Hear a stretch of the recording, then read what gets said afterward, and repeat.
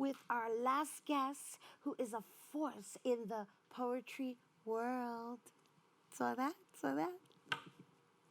Okay, so he is a spoken word artist who started writing poetry as a way to express the hardships of growing up in a rough neighborhood and the cruelties of the world that we live in and we continue to endure, I might add.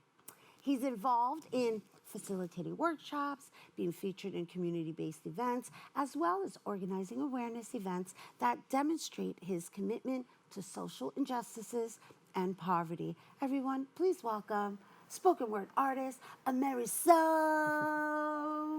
representing El Diablito.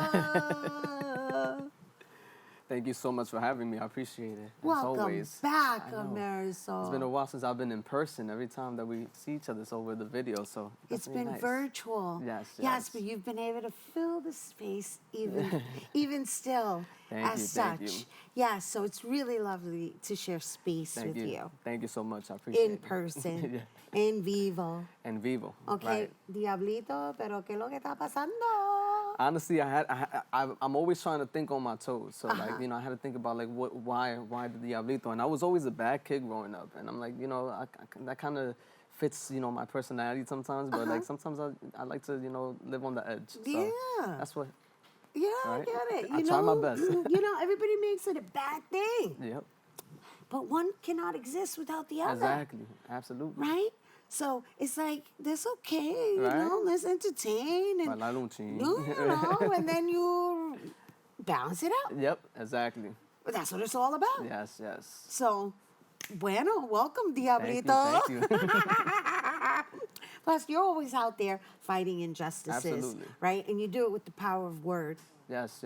Okay, and I want to congratulate you for choosing this path, sticking to it, staying with it, and sustaining off of it. Yes. It's been a long journey. It's been, since the first time that I've came to Open, I was hosting Mi Casa Writers back then, and now I'm now switching my focus to what I want to do, especially with my passion, and I switched it over to the education side of things and using my poetry to educate. So and pass it on to the next on. generation. Yes. That's like cultivating another generation. You're fostering a generation of conscious individuals, because that's what spoken word does. That's what poetry does. Absolutely. It opens up your consciousness. Yeah. And it's a way, I was a bad kid when I was younger, but now I'm using everything that I went through in my life to actually, try to persuade, if I could persuade one student to, create a special path using poetry, that's the best way to do it.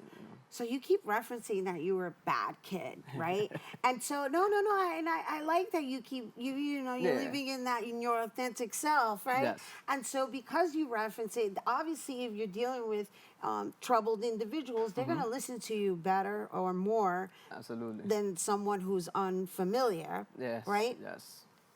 So since you've chosen to take the path of education, what does it look like out there? I mean, because, based on the news, we're not looking so good. Yeah, so it's interesting because, growing up in the hybrid section of the Bronx, one of the big things that I speak about is, the importance of that student-to-student perspective. It's important to have people like myself who, yes, I was a bad kid, but I grew through my lessons. I think of life as a big lesson, and, if I could use what I went through and how I got over that, that hump, especially now being a father of a 2-year-old.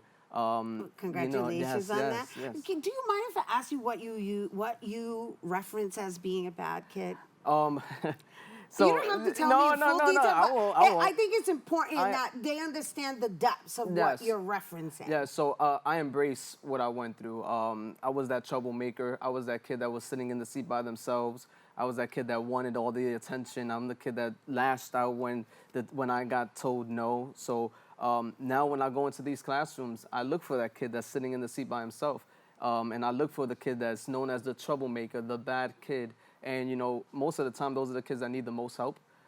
Because they don't want to sit by themselves. They don't want to be singled out. They want, attention. And sometimes the attention could be that it's not coming from home. The attention could be that it's not coming from their teacher or their classmates. So I try to reference them, and then I tie in poetry in there, how I use poetry to kind of navigate myself through life, basically, especially the last couple of years, losing my father, now becoming a dad, how I use poetry to cope with everything that was going on in that certain situation. You know, last week we had another poet on who was referencing poetry as her therapy for anxiety and depression, and you know, she even admitted on air that she had suicidal ideation. So the fact that you're also referencing it as a form of therapy, how do you design your programs for the next generation? Because our next generation, they need a lot of enrolling Yes. in understanding that creating it yourself serves you versus watching somebody else's. Absolutely. I think that the best way that I navigate through that, creating my program plans, working closely with my team, is just keeping it real with them, like letting them know like these are situations and these are problems that we go through every day. Our ancestors went through it. Our parents went through it without technology, without social media. So there are different things that we're going through today that we have a resource now. Now a resource, everything could be posted on social media. Can you post something on social media that's going to affect you negatively? Yes. Can you post something that's going to affect you positively? Absolutely. So it's kind of like balancing it out, but we also have to have respect for them because they're going through a lot themselves. Yeah, and you know, just in what you just shared as far as the social media platform, right? The fact that you can use it for either or, my point is to that's the reference versus taking the time to be with self and actually exercising, releasing, Absolutely. because that's obviously what you're doing when you write. Absolutely. I tell all my students, you know, sometimes you'll be upset, write it down, read it over tomorrow morning and see that there's missing commas, there's missing sentences, you probably misspelled something, because most of the time it's just pure emotions. And that's what our kids in the youth right now are going through. It's just pure emotion trying to figure themselves out. So Yeah, you know, again, going back to just the fact that you've chosen to take this route, your father, you know, our entire country's in turmoil. yes. And the fact that as human beings, what we put out is what we actually create. Yes. Right? Absolutely. And so while you're out there, just whatever, doing your mics and or creating your programs, what do you hope to impact, right? And how do you intend to impact the next generation? I keep referencing the next generation because that's who we need to be addressing. Absolutely. So I try my best to just let everybody know that I don't live for yesterday. I live for tomorrow. I have a beautiful 2-year-old daughter now that's looking up to me. She sings Encanto to me every single day. So she's the one that's looking at up to me. And I try to create this image of like, you know, everything's gonna be okay. You know, I try my best to not only have a plan for myself, but I don't want to live for just for today. I want to live forever. So like I want, you know, in 30 years, somebody reads this book about Ameresoul. What is it that he's trying to accomplish? Because there's a bigger message behind it. I've always said it that I impact my community, and I'm a community-based organizer and a community-based artist. So I try my best to, you know, channel into my community. So.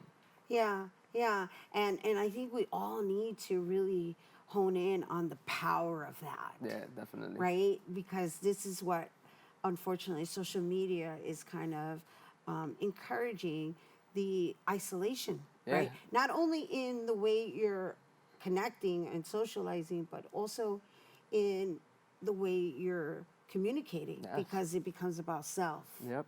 Algorithms are real. So like, you know, something that you might have a positive message about might get lost in what's going on in pop culture today. So. Right. And so here we are celebrating Halloween. Okay. All right. And again, we've already addressed the fact that, you know, we're going to acknowledge that side because the other side can't exist without this side. Yes, absolutely. Right? The other side cannot exist without this side. So, in your presentation today, are you going to be serving up this side? I think a little bit of both. A little bit of both? A little bit of both. A little bit of both. You know, you'll see those devilish ways in one side, but then you'll see, like, you know, that was just me trying to get attention most of the time, you know? Yeah. we were bored at home sometimes. So. Yeah. Yeah. And you know what? I got to tell you, in life, I think we all want attention, right? Yes. We all want to matter. At the end of the day, Absolutely. that's what we want. We all want to matter. Especially our kids today. They want to matter. They have something to say. It's just about being that proper, guidance, and that's something that I want to do, and the people who I surround myself with as well. Right. But then there's also the ability to pretty much manage that, right? And so this is why I keep going back to like how important it is to write it out, to pull it out of your body, to be with yourself, to really be okay with whatever comes out, Yes. and not judge yourself, right? Because when you're spending your days comparing yourself, which is what social media invites, exactly. then you're already inviting defeat. Yes. I tell everybody, I give myself goosebumps every time I perform because it's something that's I'm challenging and who I am as an artist. But Ameresoul is also Robert Cortijo. That's my real name. So just channeling my last name as well. Cortijo. All right, so that's how we're leaving the Diablito. Diablito Cortijo. Yes. And okay, now I'm gonna come back to Tatiana because we invite you guys to stay there. Don't go anywhere because Ameresoul, El Diablito Cortijo, is gonna perform for us after the break. You don't want to miss.